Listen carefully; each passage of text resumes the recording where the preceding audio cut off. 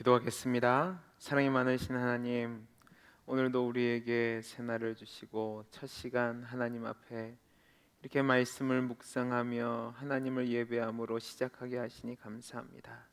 말씀 가운데 우리에게 임재하여 주시고 하나님의 뜻을 깨닫게 하셔서 그 말씀 붙잡고 오늘 하루도 하나님 은혜 가운데 살아가게 해 주옵소서. 함께하여 주실 줄 믿고 감사하며 사랑 많으신 예수님 이름으로 기도하옵나이다. 아멘. 오늘 우리에게 주시는 하나님의 말씀은 이사야서 49장 14절에서 50장 3절 말씀입니다. 이사야서 49장 14절에서 50장 3절 말씀을 저와 여러분이 한 절씩 교독하시고 마지막 절은 합독하겠습니다.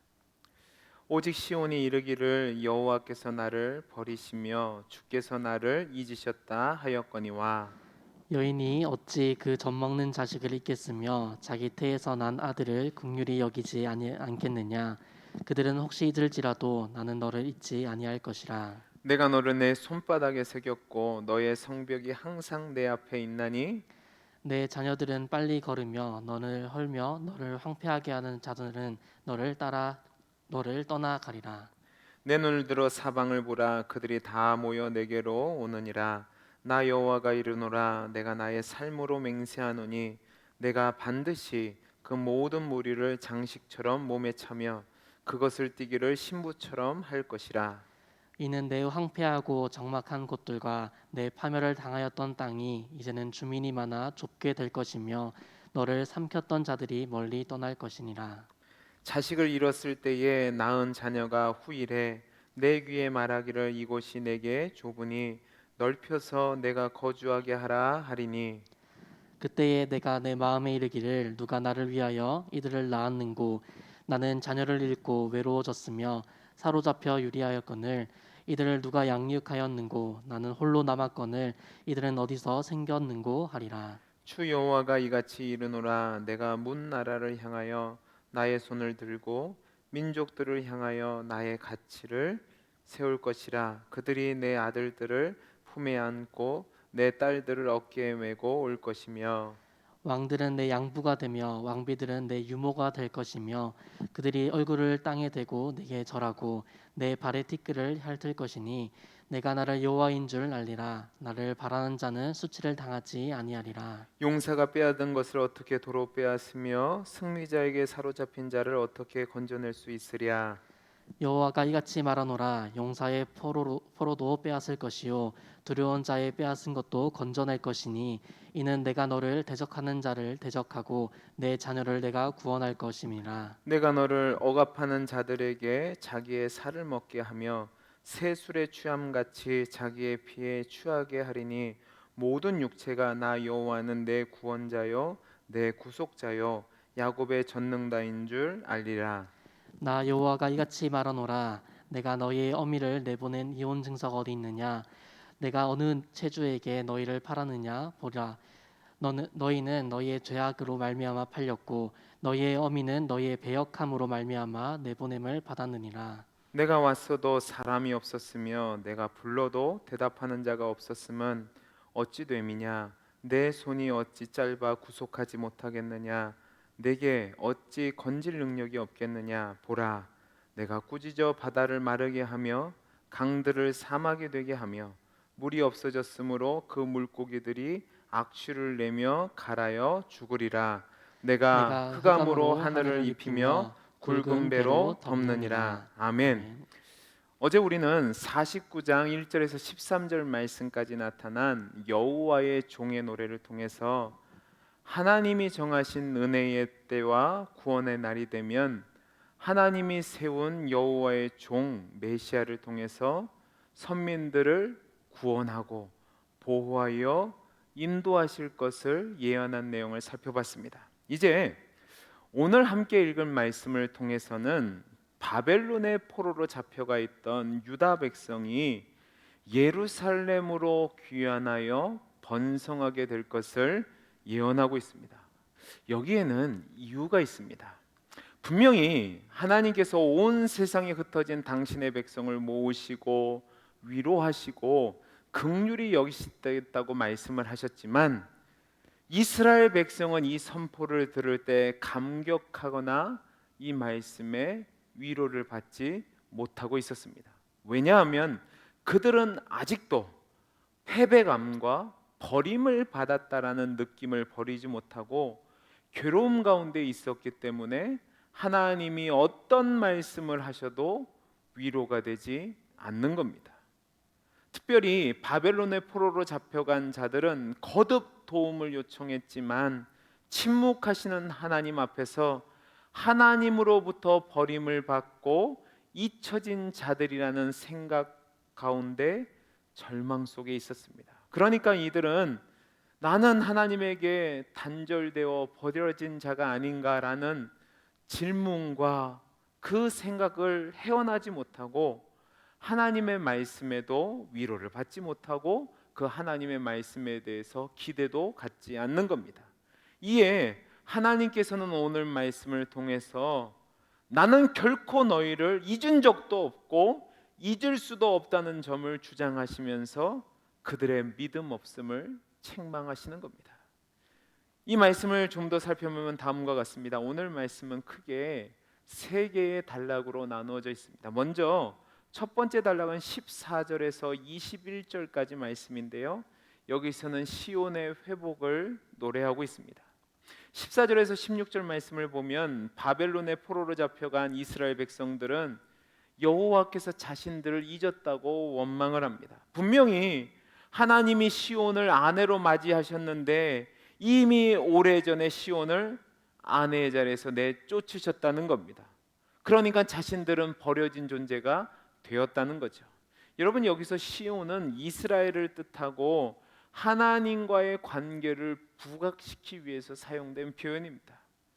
이러한 이스라엘 백성의 믿음 없는 반박에 대해서 선지자는 두 개의 은유를 통해서 그들의 주장을 일축합니다. 첫째는 젖먹이를 가슴에 품은 어머니가 아기를 잊을 수 없듯이 하나님은 결코 이스라엘을 잊을 수 없으며 또 잊은 적이 없다는 겁니다. 두 번째 은유는 무엇이냐면 하나님이 이스라엘의 이름을 자신의 손바닥에 새기셨고 지금까지 꾸준히 그들을 지켜보셨다고 말씀하고 있습니다. 여러분, 여기서 새기다라는 표현은 바위 같은 곳에 영국적으로 글등을 조각한다는 뜻을 가지고 있습니다. 그러니까 이 말씀을 통해서 하나님은 결코 이스라엘을 잊은 적이 없고 잊으실 수도 없다는 것을 다시 한번 강조하는 거죠. 자신의 손바닥을 들여다볼 때마다 이스라엘의 이름이 거기에 새겨져 있으니까 그 이스라엘을 잊을 수가 없는 겁니다. 근데 여러분, 이것을 쉽게 보시면 안 되고 이 표현은 고대 근동의 정서와는 매우 상반되는 표현이었습니다. 왜냐하면 이때 당시 사회에서는 종의 손이나 팔에 주인의 이름을 새겼습니다. 그래서 그 종이 그 주인의 소유라는 것을 이야기했단 말입니다. 그런데 오늘 말씀을 보면 주인 대신 하나님의 손에 종의 이름을 새겨 넣었습니다. 이것은 무엇이냐면 하나님이 내가 너희들에게 내려가겠다는 것을, 너희들 수준으로 사역하겠다는 것을 이야기하시는 겁니다. 다음으로 17절에서 21절 말씀에서는 바벨론의 포로로 잡혀간 이스라엘 백성들이 결국은 본토로 돌아오며 그들을 압제하던 바벨론이 망하게 되고 이스라엘이 열방 가운데서 영광을 얻게 될 것이라는 약속과 함께 귀환한 이스라엘 백성들이 그 귀환한 땅이 좁게 느껴질 정도로 그 땅에서 번성하게 될 것이라는 것을 약속하고 있습니다. 여러분, 특별히 19절 말씀을 보시면 이제는 이라는 표현이 나오는데 이 말은 시온에 처량한 현재의 모습과 영공스러운 구원이 있을 미래를 대비시키는 것을 표현하는 겁니다.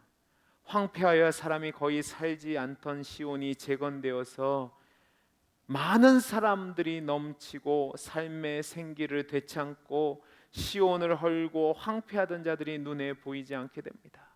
그러니까 얼마나 영광스러운 미래를 이야기하는 겁니까? 두 번째 단락은 22절에서 26절까지 말씀인데요. 여기서는 바벨론의 포로로 잡혀갔던 시온의 자녀들이 마침내 돌아오는 장면이 기록되어져 있습니다. 먼저 여러분 22절에서 23절의 말씀을 보면 이스라엘 백성이 시온의 아들들을 품에 안고 시온의 딸들을 어깨에 메고 데려오게 됩니다. 이방 민족들에 의해서 쫓겨났던 시온의 자녀들이 이방 민족들의 안내를 받으며 금이 환영을 하는 것이죠. 여러분, 이게 어떻게 가능하죠? 하나님이 열방에 손짓을 하시니까 그들이 주의 백성들을 안고 업고 시온으로 돌아오게 되는 겁니다.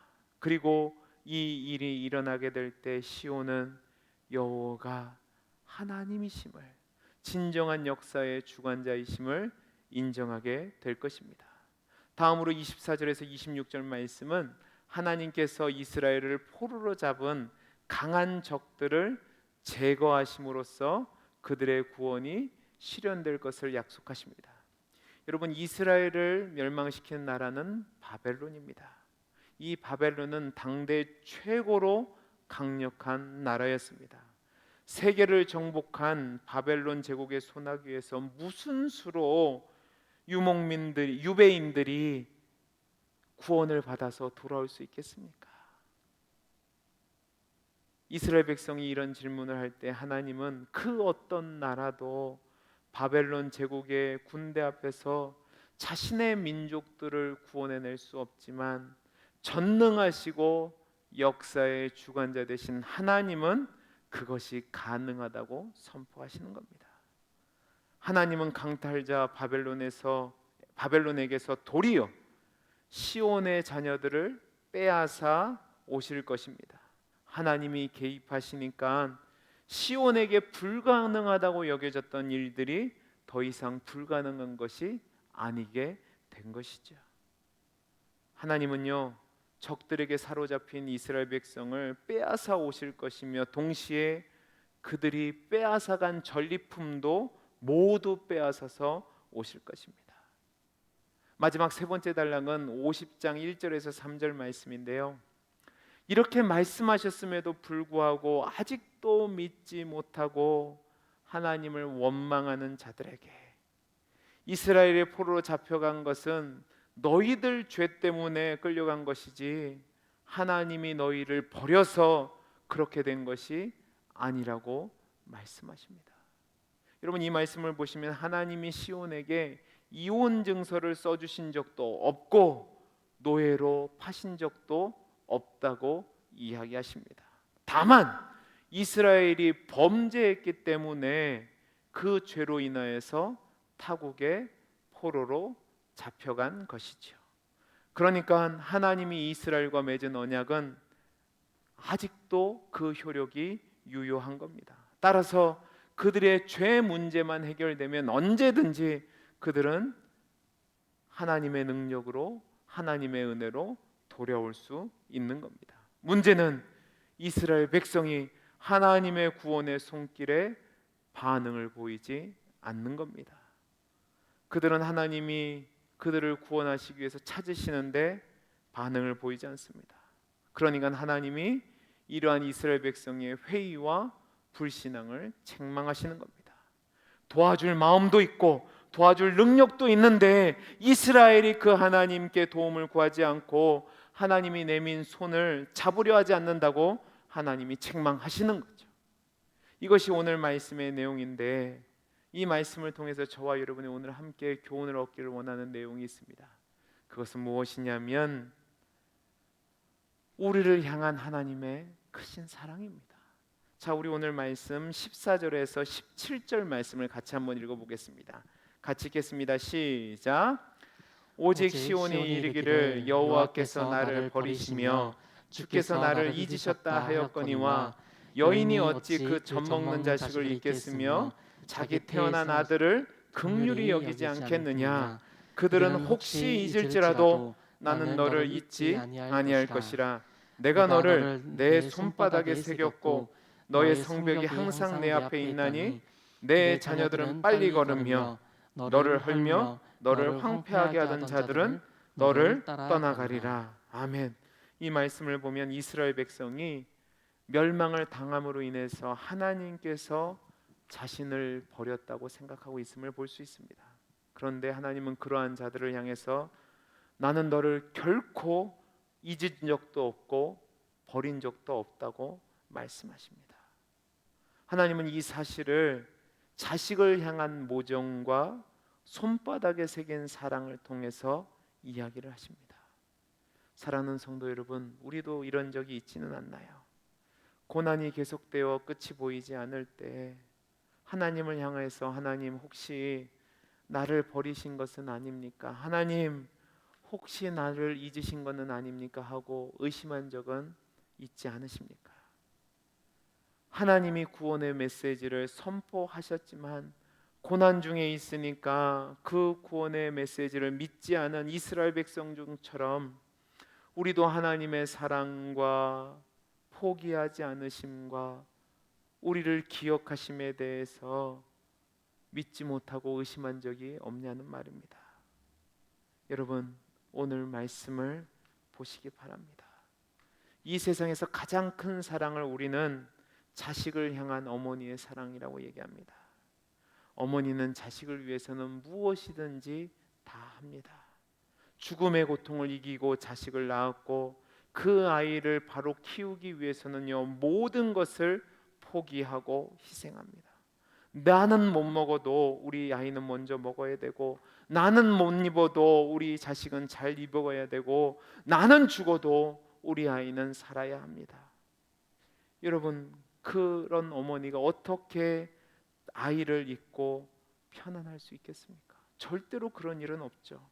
그런데 오늘 말씀을 보면 그러한 어머니의 사랑이 하나님이 우리를 사랑하는 것을 이기지 못한다고 이야기하고 있습니다.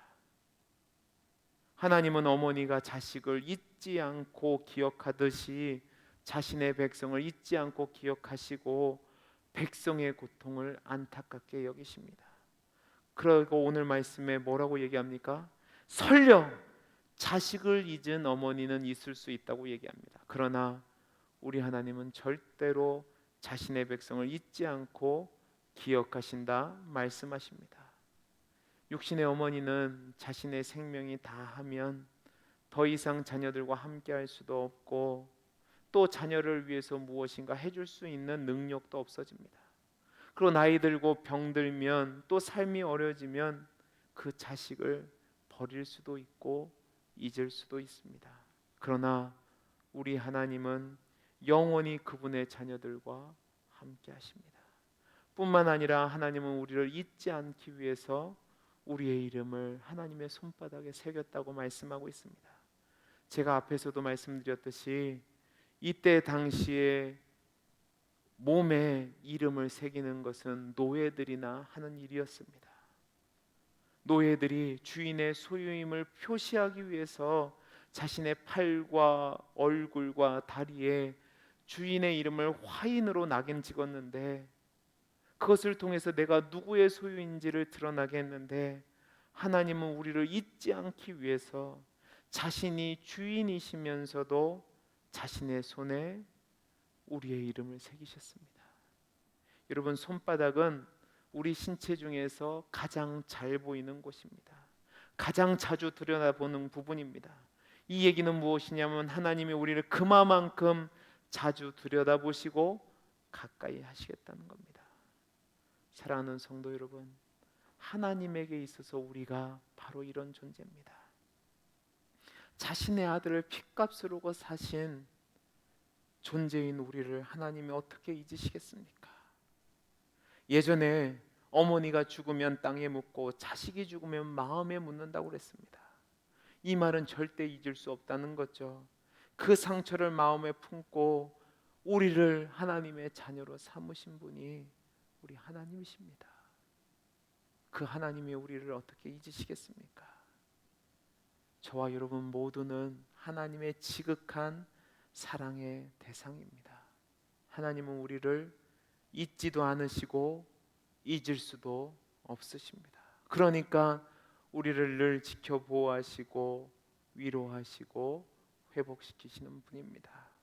어떠한 상황과 환경에 처했다 해도 말입니다. 여러분, 우리 하나님이 우리를 향한 사랑은 절대로 변함이 없습니다. 하나님은 우리를 절대로 잊지 않으십니다.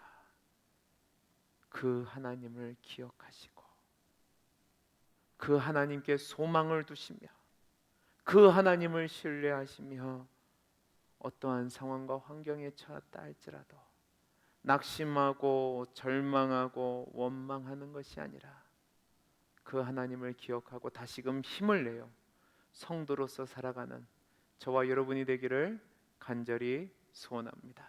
기도하겠습니다. 사랑이 많으신 하나님, 우리 하나님은 우리를 어떠한 상황에서도 잊지 않으시는 분입니다. 우리를 손바닥에 새겨두시고 우리를 늘 지켜보시며 늘 사랑으로 우리를 보호하시는 분입니다. 우리가 이 하나님을 믿게 해 주옵소서. 지금 내가 처한 상황이 힘들고 어렵다 할지라도 앞이 보이지 않은 깜깜한 상황이라 할지라도 사망의 음침한 골짜기에 떨어진 것 같다 할지라도 나 혼자인 것 같다 할지라도 거기 나와 함께 하시며 나를 잊지 않으시고 사랑하시고 나를 마침내 영광의 자리로 이끌어 가시는 그 하나님의 사랑을 기억하게 하시고 포기하지 말고 낙심하지 말고 성도의 삶을 사는 우리 모두가 되게 해주시기를 소원하며 감사하며 사랑 많으신 예수님 이름으로 기도하옵나이다. 아멘.